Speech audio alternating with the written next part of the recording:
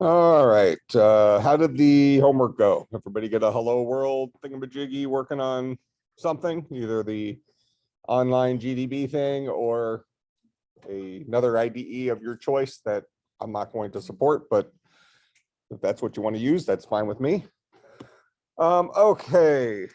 Let me see where we see. Last time we did the whole talking about compilers, talking about the operating system, system calls for the operating system, the compiler, converting your C++ code into low-level code, and we looked at Hello World and Linux, and then saw that that was even a power tool. So we kind of covered a lot of complexity stuff that's happening under the hood. And we were even looking at it at a high level because we were using the power tools provided to us by the operating system, right?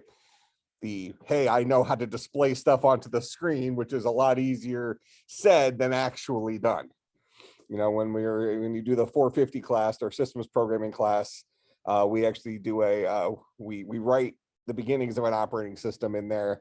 And one of our projects is we write a program that writes to the frame buffer, which is a lot of code just to get like a single character to appear on the screen. One character. So it's very interesting, the amount of work that a operating system does for us. All right, so any questions before we keep going ahead? Okie dokie. We talked about the nature of the CPU, kind of that collection of magic tricks where each one isn't that necessarily impressive in and of itself, but you call enough of those things in a row, real problems get solved. Okay, so let's talk about number systems a little bit. So tell me, what is binary? Go ahead. Ones and zeros. Okay, but what's binary used for? Go ahead.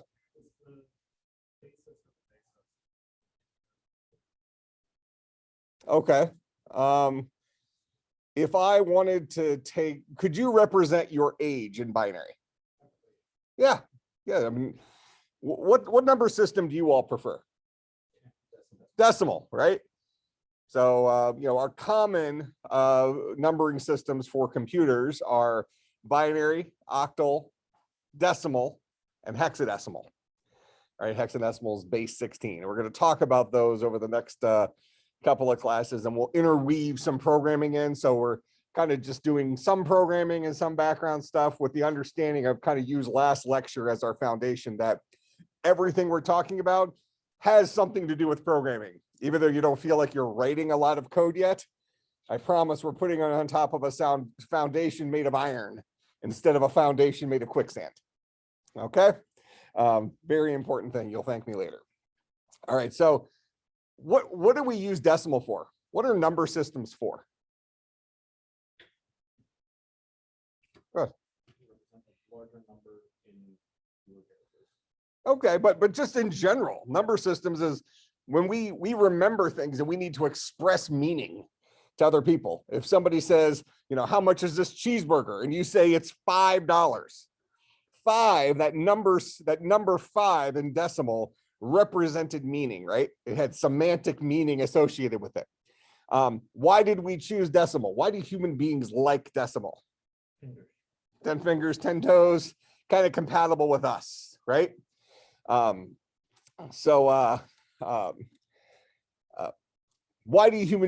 do computers like binary? Zeros and ones, on or off. So it's compatible. Binary is compatible with computers and how they do their thing. Decimal is compatible with us in terms of how we do our thing. Just like C++ is more compatible with us than ultimately that assembly code we looked at last time, or the underlying machine code, zeros and ones, that it will exist at an even lower level, right? So we all like to use tools that are most compatible with us.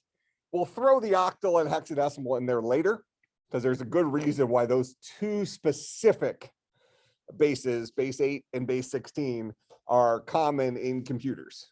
That is sometimes not immediately obvious. Okay, but at the high level here, A number system is used to represent quantity, right? Represent magnitude. All right, that's it. No more, no less. You can represent your age in binary or in decimal or in octal or in hexadecimal or in base 22 if you wanted to. Okay, doesn't matter. All right, so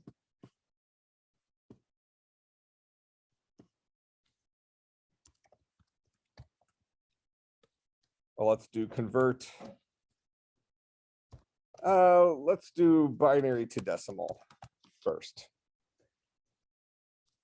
All right, so we'll pick our favorite binary number 10111. Okay, and our goal is, how do we convert this to decimal? Well, first of all, could this be a legal decimal number? Absolutely. So typically we'd put a little B after it that this is binary, or somebody would say, convert 10111 from binary to decimal, something like that. Okay, so let me back up just one slide here. We kind of say it here, but I'm going to do it. Legal values in various bases. So human beings, our decimal number system is made up of 0, 1, 2, 3, 4, 5, 6, 7, 8, and 9. Every single number we ever construct in the decimal number system will be made up of those digits. Make sense? So these are the legal digits. What about binary? What are the legal values that represent binary numbers? Zeros and ones. 0, 1. These are the legal bits. So in decimal, we call these guys digits. In binary, we call these guys bits.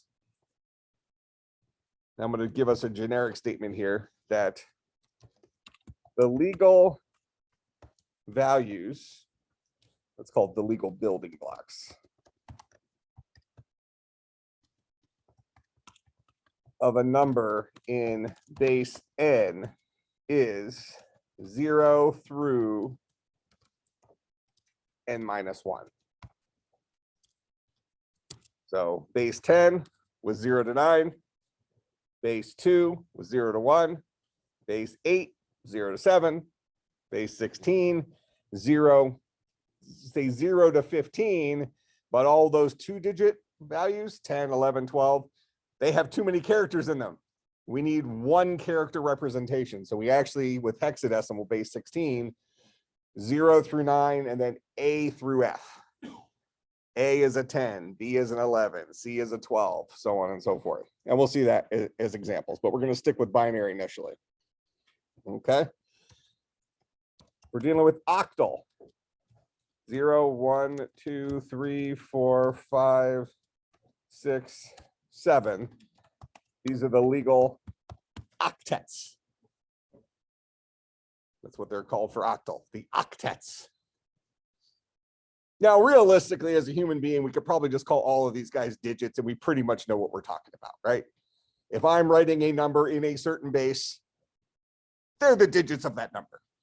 But formally, digits are only the characters that make up decimal numbers. Bits are the characters that make up binary numbers. Octets are the characters that make up octal numbers. And hex, which is base 16, is 0, 1, 2, 3, 4.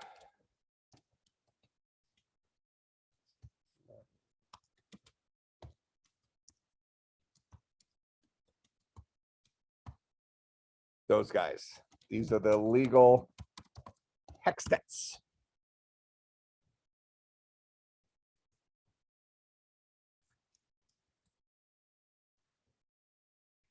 Okay. Now, having said that, we support bases between 1 and 36. Those are the bases we support, because we have the 0 through 9, and then we have the English alphabet, right? The 26 characters in the English alphabet, giving us a total of 36. All right. So that's our limitation. After that, we have to start getting creative. It has nothing to do with whether or not we're capable of representing larger values. It has more to do with whenever we're representing a number, we're going to see that the patterns are identical. Whether we're converting from binary to decimal, octal to decimal, hexadecimal to decimal, decimal to hex, decimal to octal, decimal to binary. We have two patterns. One pattern is to go from some base to decimal. The other pattern is to go from decimal to some base. And it's the identical pattern for both of those guys. Okay. And we're going to see that through example here. So it's not like you need to learn a skill like, oh, I need to convert binary to decimal. And then you need to learn a brand new skill to do octal to decimal. Same pattern. You just make one little tiny change. Instead of using 2s, you use 8s. Okay.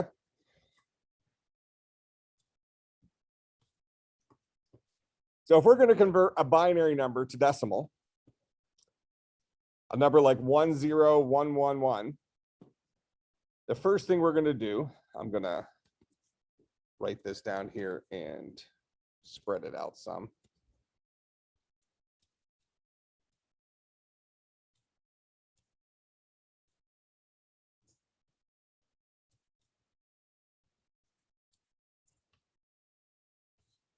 So this is the 2 to the 4th power. This is 2 to the 3rd, 2 to the 2nd, 2 to the 1st, 2 to the 0th. So this guy is at the 2 to the 0th place. This guy's in the 2 to the 1st place. This guy's in the 2 to the 2nd place. This guy's in the 2 to the 3rd place. This guy's in the 2 to the 4th place. You want to write those numbers a little bit differently. This is a 16. This is an 8. This is a 4. That's a 2. That's a 1.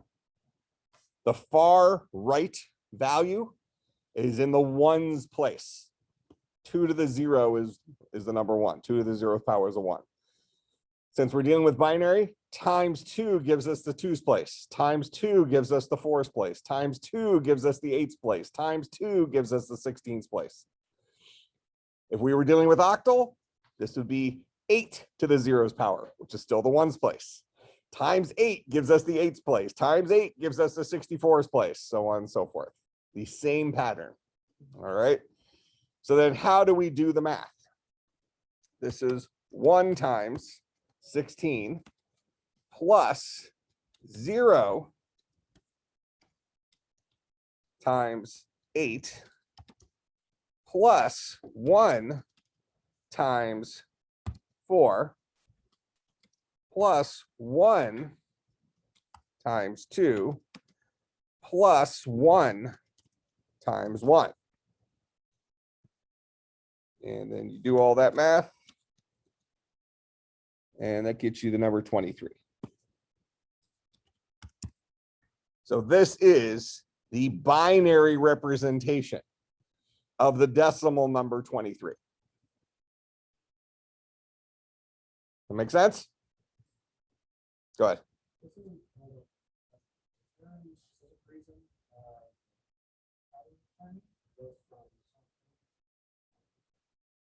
You mean this guy? Yeah, and I will explain this by converting decimal to decimal. And I think that'll bring back memories from maybe, I don't know, 1st or 2nd grade, whenever you had introduction to numbers, because it's the same pattern.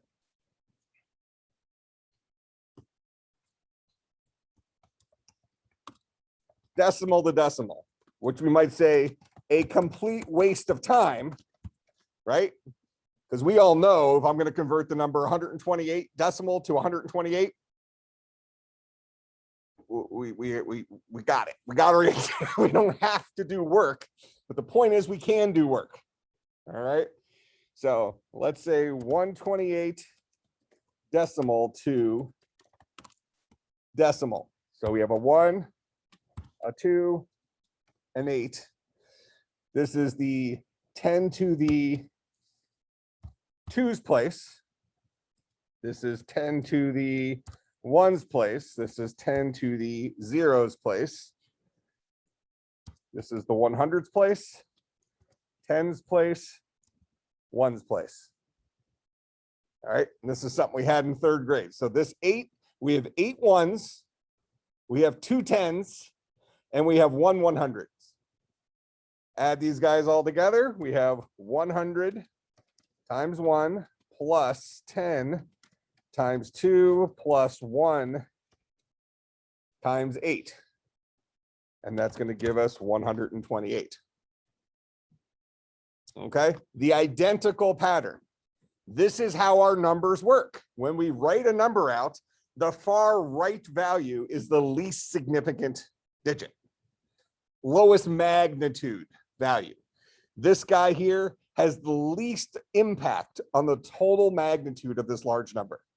This guy has the next least impact, next least impact. All right, it's not a memorization thing. This is just how numbers work. Make some sense? But it didn't change when we went from binary to decimal.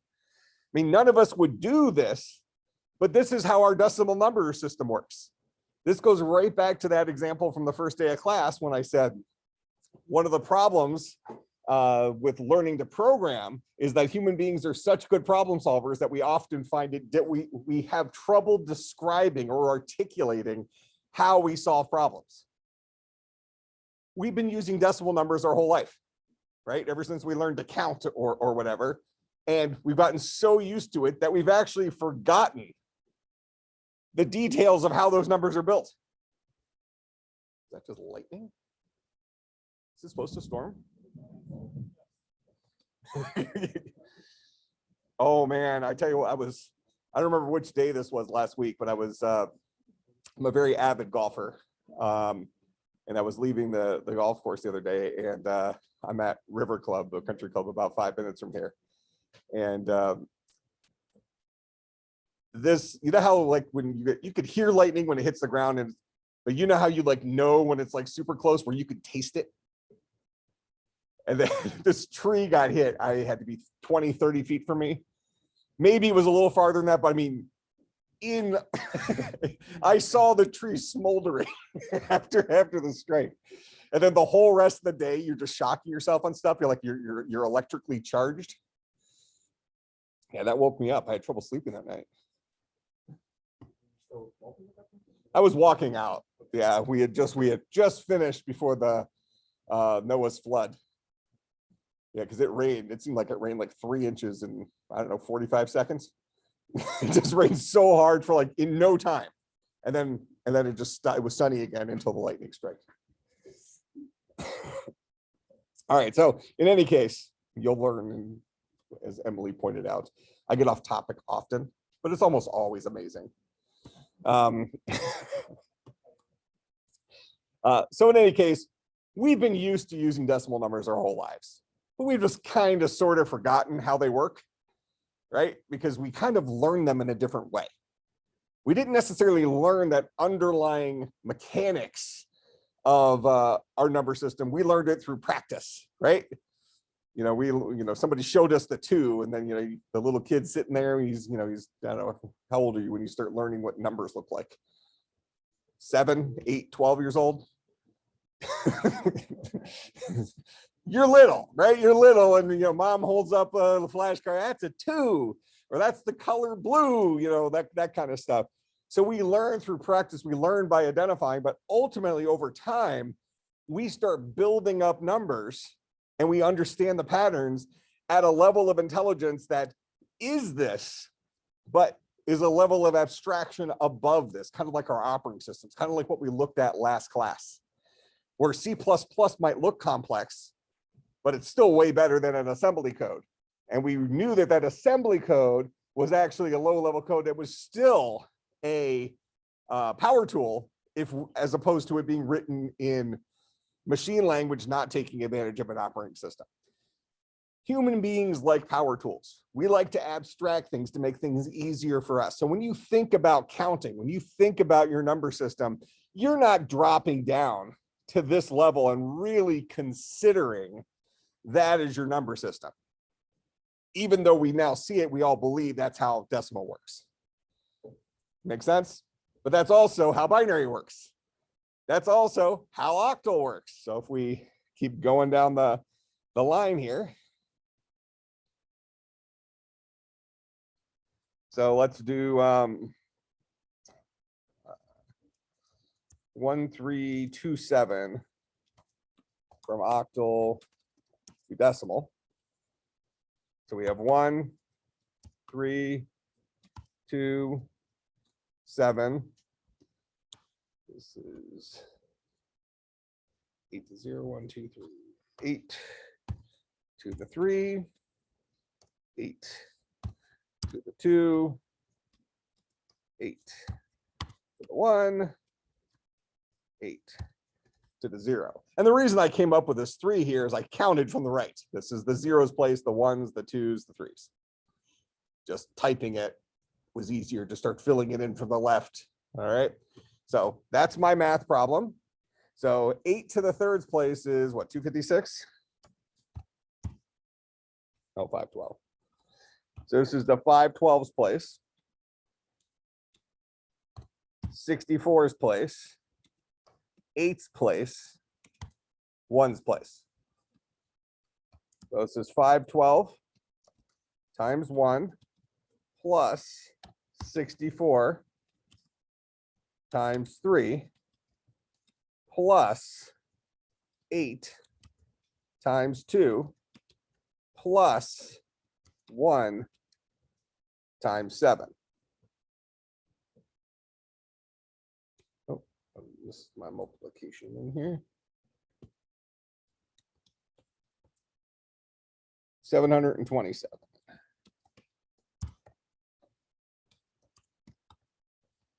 So 1327 in octal is equal to 727 in decimal.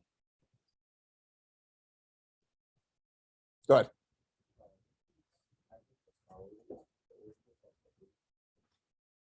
Oh, this guy? No, right above it. Oh, because this is base 8. Octal is base 8. Yep, decimal's base 10 for us. So these were all 10s because we were doing decimal. These were all 2s because we were doing binary. So whatever the base is. So now there's no reason why I couldn't say convert some number to base 6, which is not a commonly used base. It probably has a name. There's probably some mathematical name for it, but base 6 is not something that we commonly use, but nothing prevents us from coming in here and saying, okay, we're going to go ahead and we're going to convert. What are the legal values, the legal characters that make up a base 6 number? 0 to 5. So a base n number is 0 to n minus 1. Those are the legal building blocks that allow you to make that number. So we're going to say 352 from base 6 to decimal. Same pattern as we had before. So this is a 3, this is a 5, this is a 2, this is a 6 to the 3rd power, 6 to the 2nd power. I'm sorry, no, this is the 2nd, this is the 1st, and this is the 0th power. So the far right is always to the 0th power. All right, then you count to the left from there. All right, so this is 36. This is 6. This is 1. This is 36 times 3 plus 6 times 5 plus 1 times 2. And that's 140.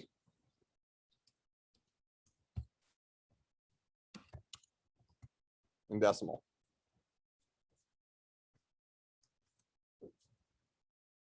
Make sense? All right, so now this is something you'll want to put in your notes because it's an important thing. Most of you are freshmen, right?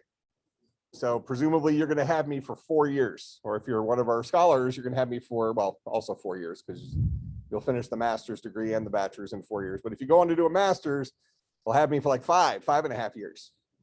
Every exam you ever take with me in any class will have at least one number conversion question on it. And all my exams are 10 question exams. So that means you will always have at least 10% of an exam with me will be this kind of stuff. It should be ingrained in your soul by the time you're seniors. Okay? Now, this is a skill set that as computer scientists, we need to be able to wield. You'll appreciate it probably a little bit more when you get into the 325 class, when you're actually looking at stuff under the hood, specifically working with the assembly level and hardware registers and CPUs and things like that. Although hopefully you already appreciate it in here, where I've kind of shown you at the software level what's kind of laying underneath the hood for us, okay? We need to be able to work, or at least not be intimidated by values represented in different bases, okay? A binary number isn't any more powerful or meaningful than a decimal number. It's just the number. It represents magnitude. But a computer likes to store things in binary because of its nature. A human being likes to store things in decimal because of our nature. Octal and hexadecimal, I promise there's a rationale why those specific ones are used. All right, so question about this. Go ahead.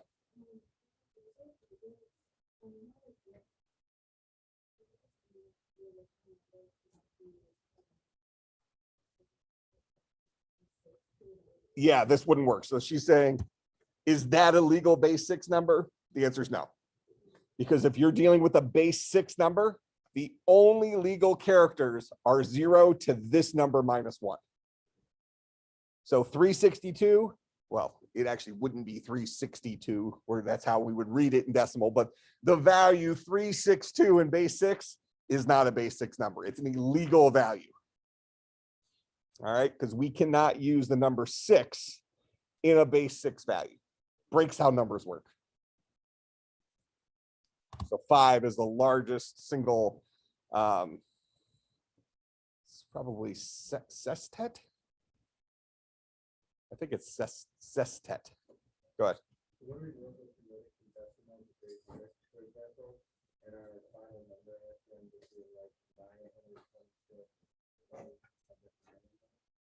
Well, it wouldn't happen. Yeah, it won't. Well, first of all, you don't know how to convert from decimal to another base yet. We'll look at that pattern. I mentioned there's 2 patterns, right? Yeah, so right now, the only pattern we know is how do we convert from some other base to decimal, including decimal to decimal, which we've seen. Big waste of time, but still worked with the same pattern, right? Go ahead.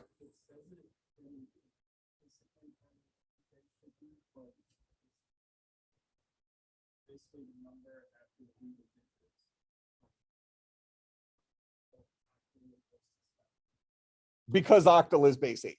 So as computer science people, we really probably should have 4 of them memorized. Well, as humans, we should have 1 of them memorized, right? Decimal.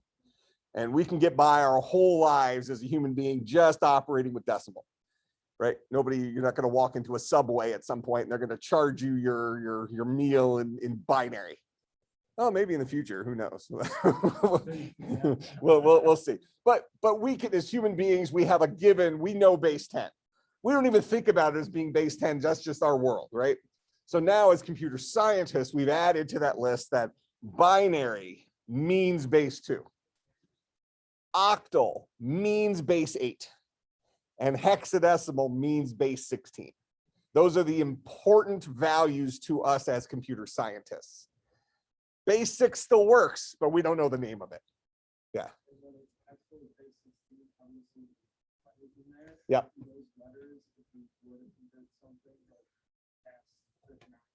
Yep. We're about to do it. Yep. Yep. Absolutely. They map.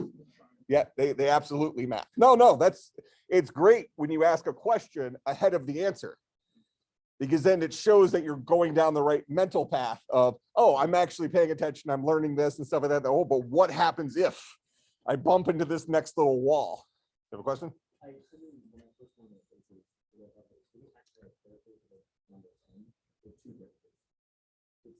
That's the problem.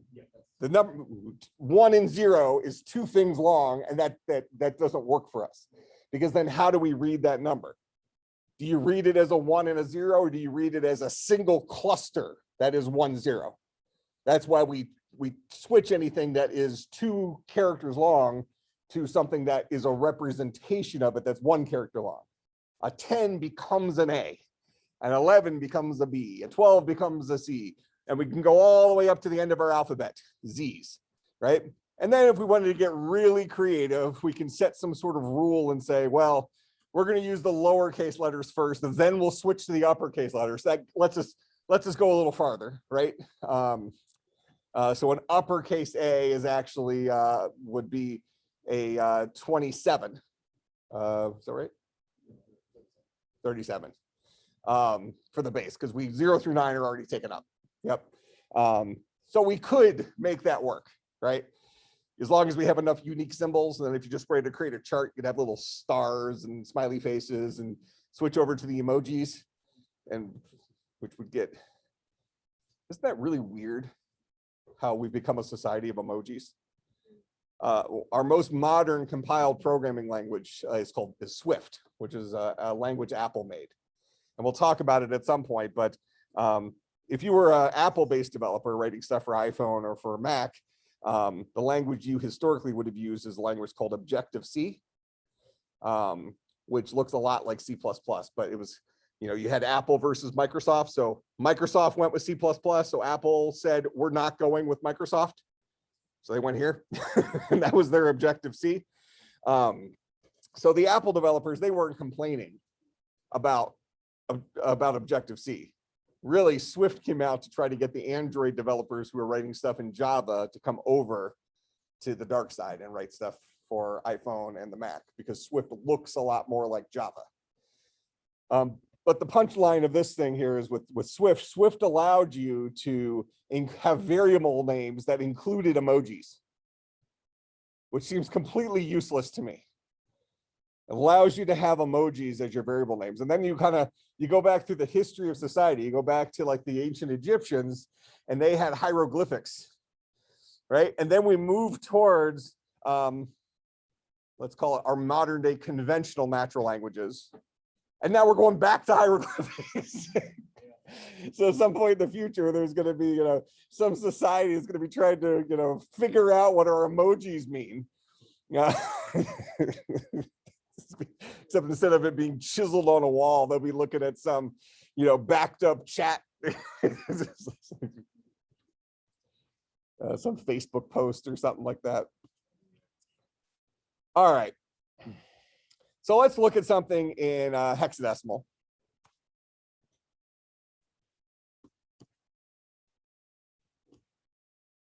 So the legal characters in a hexadecimal value are 0 through 9 and A through F.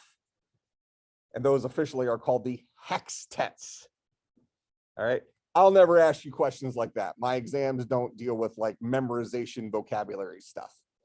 But you should, somewhere in your head, as you hear me say it enough times, it just makes you sound cool when you say hextets. But realistically, as human beings, we'll just think of those are the digits. The digits that make up a hexadecimal number are 0 through 9, A through F, even though that's not technically accurate. They're called the hextets, not the digits.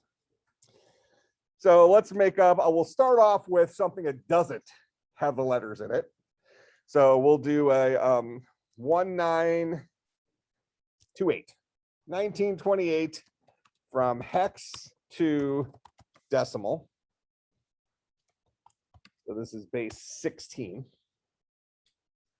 So 1, 9, 2, 8, 0, 1, 2, 3. So this is 16 to the third power, 16 to the second power, 16 to the first power, 16 to the 0th power.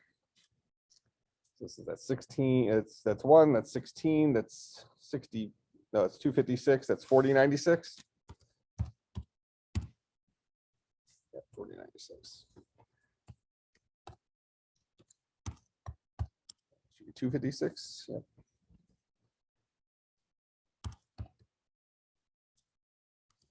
And this last one is always a 1. Anything to the 0th power is a 1. So this is 4096 times 1 plus 256 times 9 plus 16 times 2 plus 1 times 8.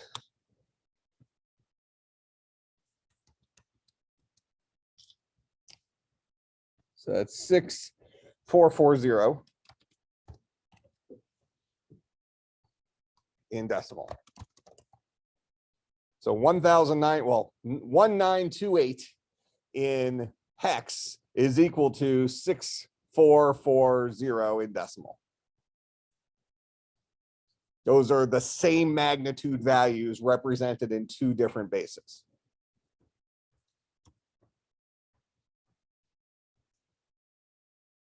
All right. Now let's go ahead and throw in a something with characters in it.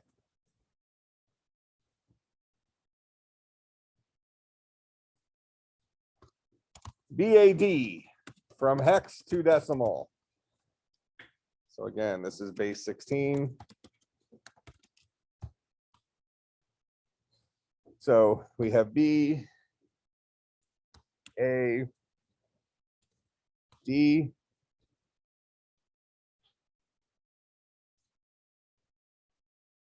so this is actually an 11. Oh, sorry. A 10 and a 13. B is the placeholder for the value 11 because 11 has 2 characters in it and we need a representation of that with 1 character. So that's a B. 10 is the representation, well, A is the representation for 10, D is the representation for 13. So after we finish with 9, 9's our last value that's only 1 character long. To get to a 10, we have to replace the 10 with an A, but A ultimately means the magnitude 10. B means the magnitude 11. C means the magnitude 12. F means the magnitude 15. All right, so these guys are placeholders for values that are larger than 1 character. So this is 16 to the 2's place, 16 to the 1's place, 16 to the 0's place. This is the 256 place, 16's place, 1's place. This is 256 times 11 plus 16 times 10 plus 1 times 13. This should be 2989.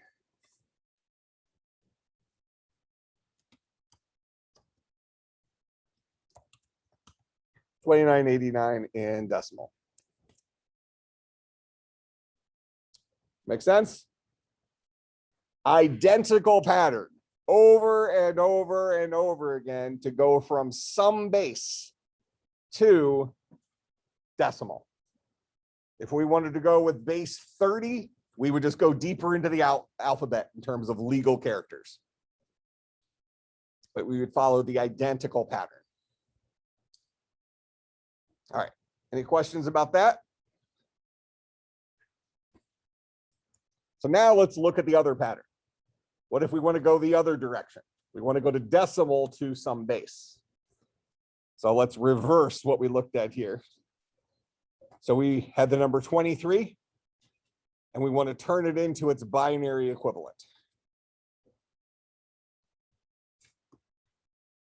We'll just put it in the slide right after it, just to keep them kind of coupled together. Convert 23 from decimal to binary. So now we're looking at a different pattern. The one we just drilled was the pattern that goes from some base to decimal. Now we're going to drill the pattern that goes from decimal to some base. So we start off with the 23. Since we're going to binary, which is base 2, we will divide that guy by 2. 2 goes into 23 11 times. 2 times 11 is 22 with a remainder of 1.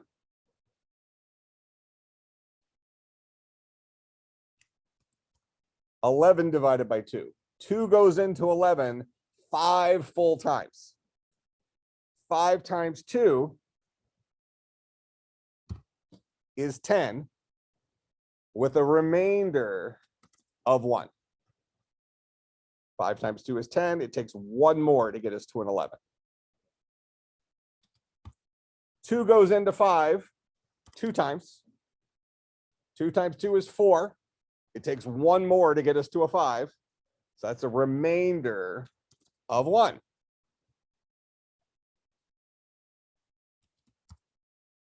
2 goes into 2 1 time. 1 times 2 is 2 with a remainder of 0. We don't need any extra to get us to a 2 from a 2. So this is a remainder of 0. How many times does 2 go into 1? 0 times. 2 doesn't go into 1. 0 times 2 is 0 with a remainder of 1 to get us to that 1. We know we are done when we have a 0 here. That tells us we're at our stopping point. And then we read our answer from bottom up. This is 1 0 1 1 1. I think you'll find on the previous slide 1 0 1 1 1. Got the same number. So binary to decimal got us a 23. Decimal back to binary got us the 1 0 1 1 1.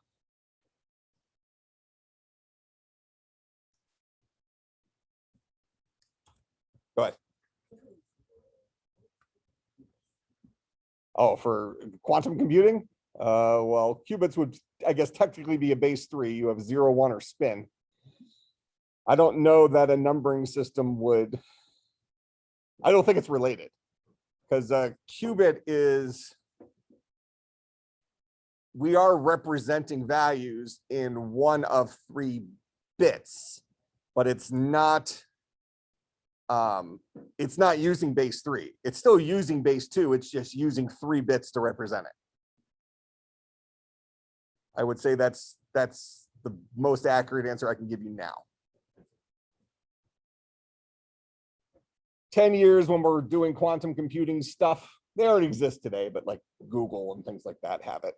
It's how do we take our computing to the next level, and we're using a larger number of values to represent data, which presumably should allow us to represent more data faster, something like that. All right. This will work with decimal to decimal as well. So we can go 128 from decimal to decimal.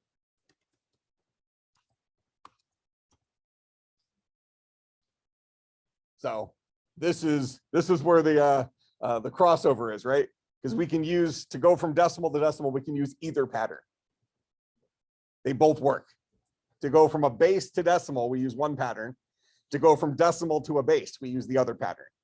In this case, we're going from decimal to decimal, so we can use either of those patterns and get the same answer. So this is almost like our proof that it's universal. We'll start with 128. Because we're using decimal, we're going to divide by 10. 10 goes into what,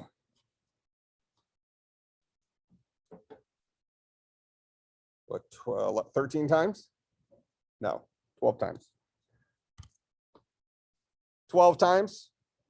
10 times 12 is 120. It takes an additional 8 to get us to 128.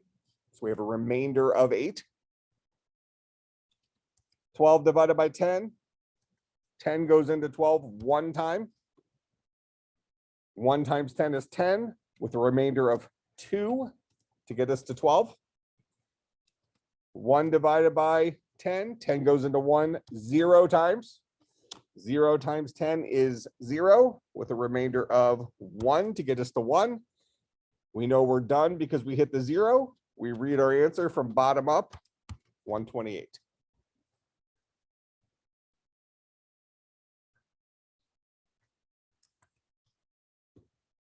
Go ahead.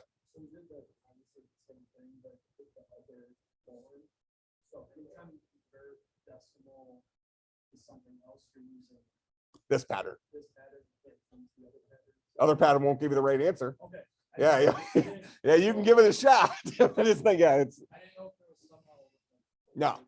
Yeah, if you're going from a base, some other base, presumably some other base, because the idea of going from decimal to decimal isn't a practical thing. It just was an interesting truth for us to explore, that you can do it.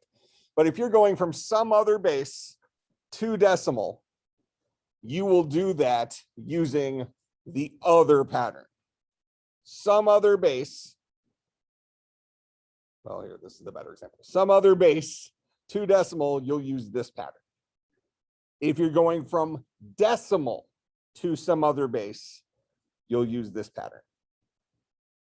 They're the only 2 patterns you need to convert from decimal to a base or from base to a decimal.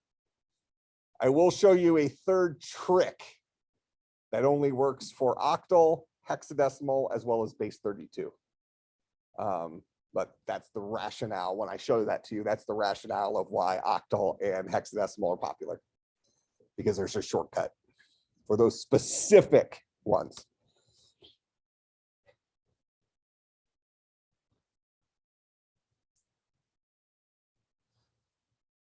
Okay, so 1327 from octal to decimal. So we have 727 here.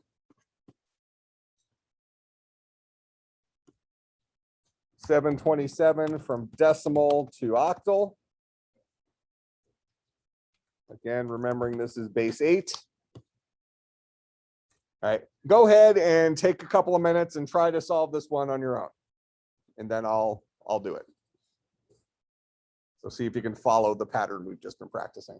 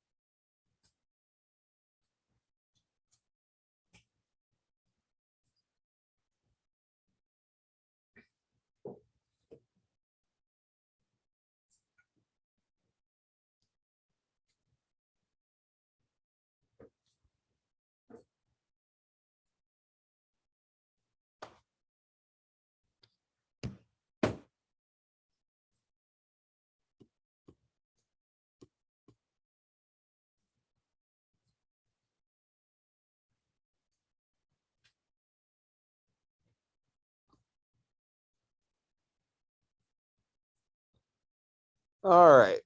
So same pattern as before. We'll put out our 727. Since we're going base 8, we'll divide that by 8. 727 divided by 8 gives us a 90. 90 times 8 gives us a 720. So we have a remainder of 7 to get us to 727 from 720. 90 divided by 8 gives us an 11.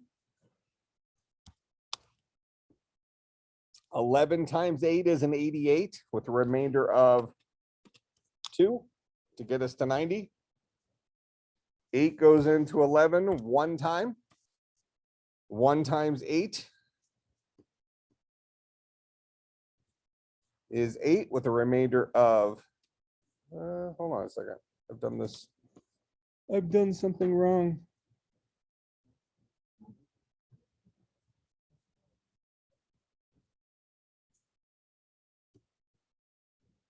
No.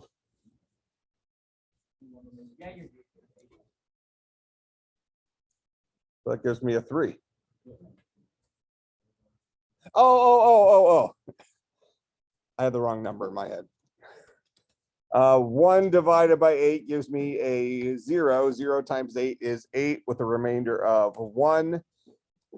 So our answer from bottom up is 1327. So this should be the octal value we started off with. 1327.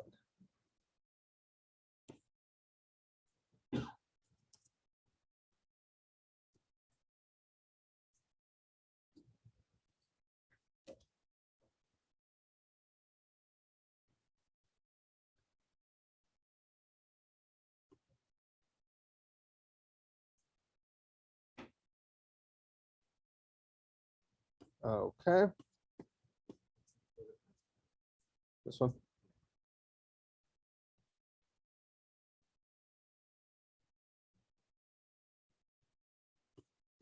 So here's our base 6 number. We got 140 in decimal.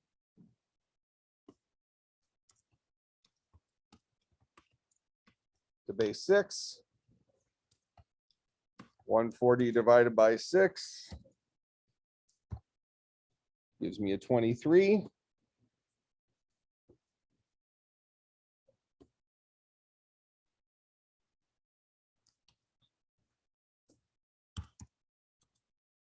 (23) times 6 gives me a 138. So that's a remainder 2. 23 divided by 6 is a 3. 3 times 6 is 18 with a remainder of 5.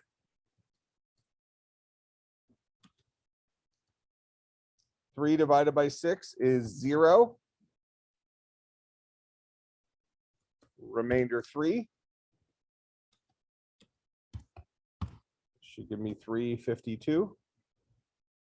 352 base 6. So same pattern over and over and over again.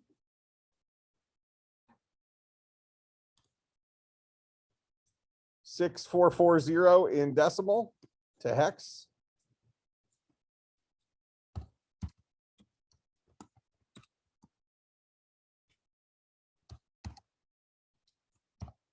Divide that by 16. 6440 divided by 16 is 402. 402 times 16 is 6432. So this is a remainder of 8. 402 divided by 16 is 25. 25 times 16 is 400. So that's a remainder of 2 to get to 402. 25 divided by 16 is 1. Remainder 9.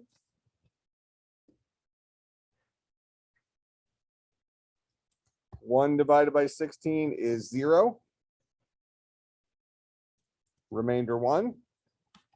Read our answer from bottom up, 1928, which should match what we had here. Going back the other direction.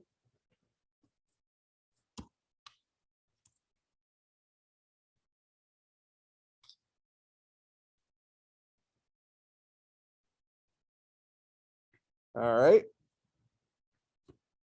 Now we'll throw in the larger values. So we have 2989 in decimal.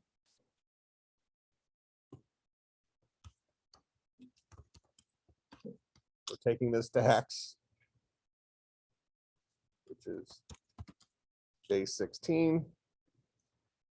2989 divided by 16 is 186. 186 times 16 is 2976. That's a remainder 13. 186 divided by 16 is 11.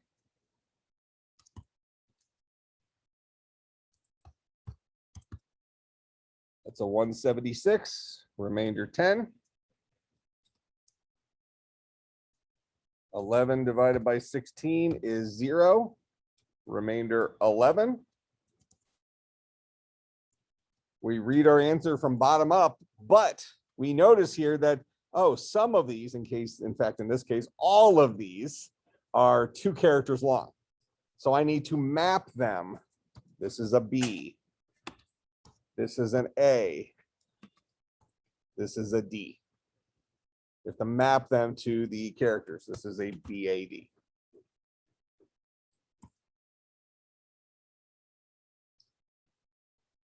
That makes sense? All right, so questions about any of that?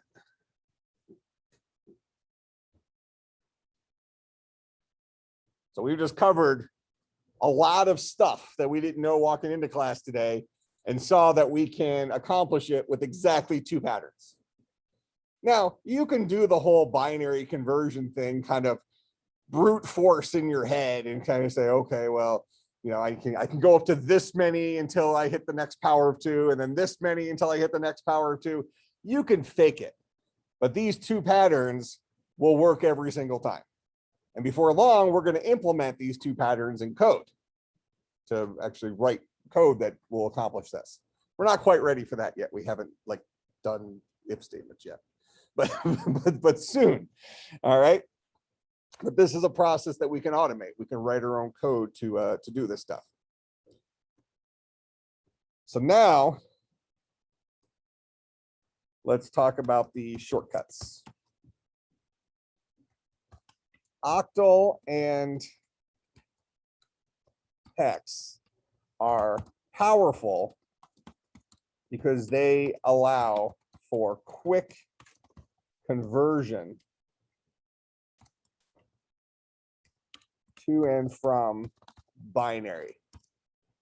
So if we remove the human element from this, we like the whole decimal number thing. And now we think about computers are operating conveniently at that binary level. Everything they're storing is a bunch of zeros and ones. But they can conveniently, if they had the ability to store 2 other bases, octal and hex, for the exact same reason, make a lot of sense, because they are very, very, very compatible with binary from a shortcut perspective.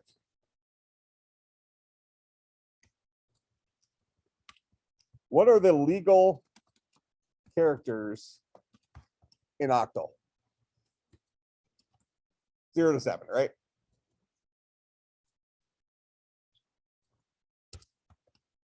What are the legal characters in hex? 0 to 9, A through F, which is effectively the same thing as saying 10 through 15, right?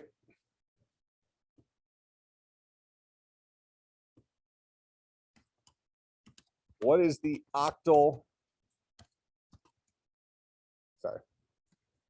What is the binary equivalent of all of the octets.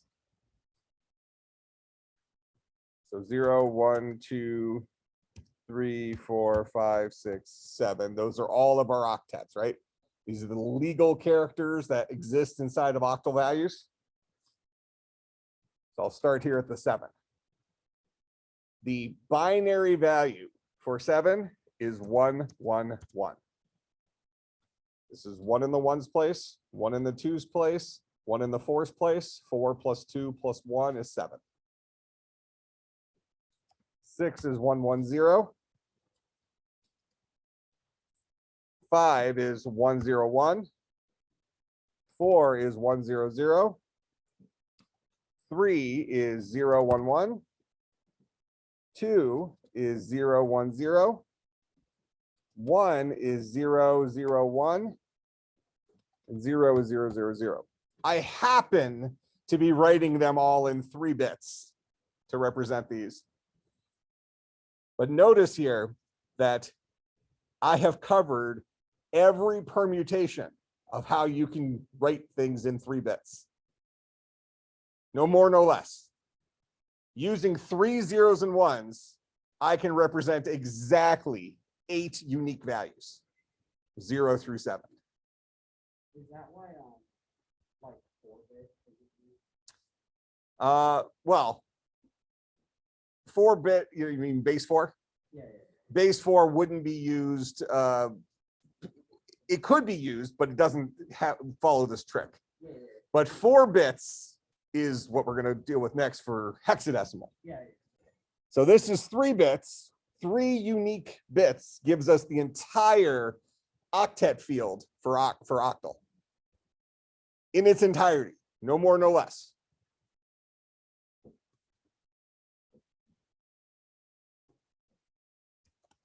What is the binary equivalent of all of the hextets?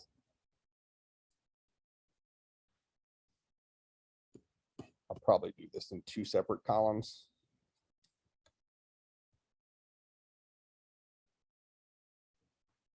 So it's 0, 0, 0, 0, 0, 0, 0, 1, 0, 0, 1, 0, 0, 0, 1, 1, 0, 1, 0, 0, 0, 1, 0, 1, 0, 1, 1, 0, 0, 1, 1, 1, 1, 0, 0, 0, 1, 0, 0, 1, 1, 0, 1, 0, 1, 0, 1, 1, 1, 1, 0, 0, 1, 1, 0, 1, 1, 1, 1, 0, 1, 1, 1, 1. So this is 0, 1, 2, 3, 4, 5, 6, 7, 8, 9, 10, 11, 12, 13, 14, 15.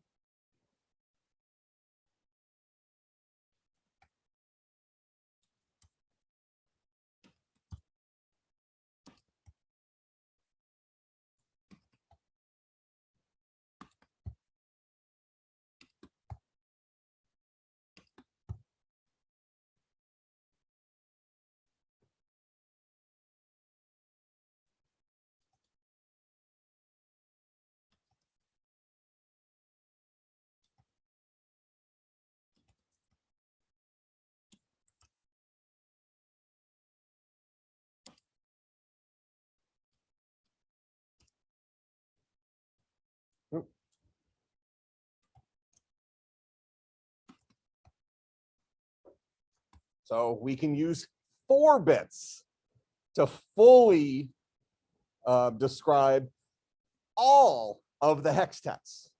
No more, no less. Go ahead.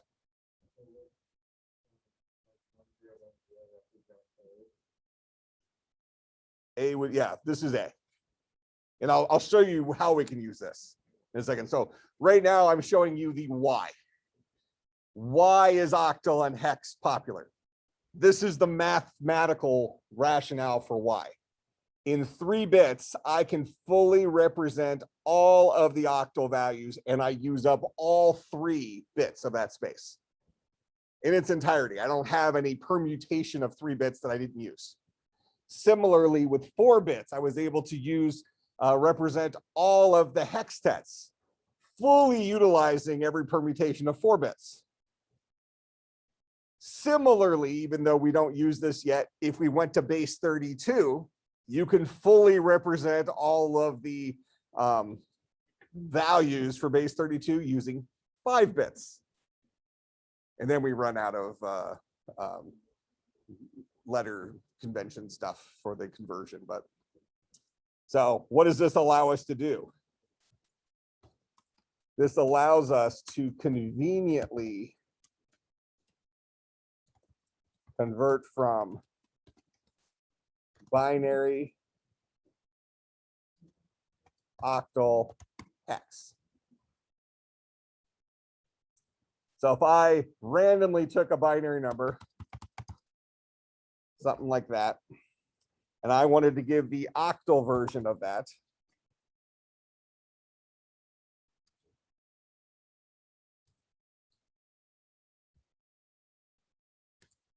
what I'll do is I'll go ahead and put this in groupings of 3, and then you just pad the last one. This doesn't change the value of it. So this is the octal value 2, 6, 5. This is the number 2. This is the number 6. This is the number 5. So we just converted from binary to octal, where with our pattern from earlier today, we would have had to go from binary to decimal and then decimal to octal. We would have had to use both of our patterns. One to go from binary to decimal, and then the other to go from decimal to octal. Binary maps to octal directly. Yeah.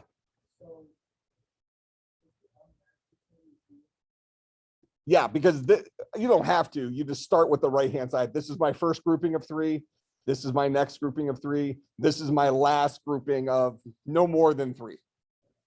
1, 0 is the same magnitude as 0, 1, 0. So yeah, I usually refer to it as padding it, just so it looks like 3 clusters of 3 bits. If I want to go hex, I'll take that same, so 0, 1, 0, 1, 1, 0, 1, 0, 1, that same thing. And I'll split it into groupings of 4. And I'll pad it with 3 extra bits. So this is a 0, which is going to be useless later on. So this is the 1s, 2s, 4s, 8s. This is 8 plus 2 is 10 plus 1 is 11, which is a B. And this is a 1, 2, 4. This is 4 plus 1 is 5. So this is a B5 in hex. If you want me to write this differently, I'll say that's a 0. That's an 11. That's a 5 for those 3 different groupings. So that would be a 0, B5, or just B5. That 0 has no bearing on its value.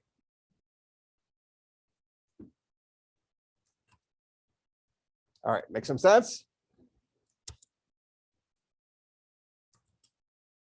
Let me quickly check this. All right, so there will be a risk of a quiz in class on Thursday dealing with conversion questions. So make sure you study what we talked about today. You should be able to convert from any base to decimal, as well as decimal to any base. And you should also be able to do the tricks.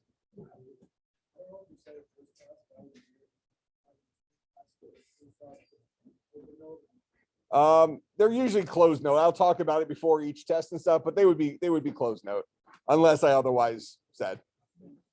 But like I said earlier in class today, my exams are not memorization, they're aptitude. So show me that you understand a concept, not that you remembered a word. All right, I'll see everybody on Thursday.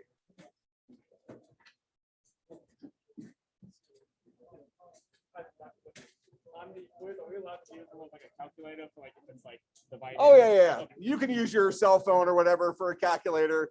Just don't use Google and say convert this number from binary to decimal because it'll do it. Do you have a worksheet with problems we could just work on? Well, no, but just make them up. And then you could check it with Google. Okay. That makes you feel better. Just type it into Google afterwards, and Google knows how to do all the conversions. So when we started C, why were you using print F instead of C out? Well, printf is the old school standard input output function for writing something out to the screen. Okay. Cout is from C++. That's part of the IO stream. They're both actively used modernly. Printf allows you to conveniently have what's called formatted strings, where cout allows you to kind of link things together. But if you need to do a bunch of like formatted output, like my name is some placeholder and my age is some other placeholder, printf is going to be a much friendlier output. But from our perspective right now, they both just put crap on the screen. Yeah. No, because One's the C++ IO stream. The other one is the C standard input output. Okay, all right, sounds good, thanks.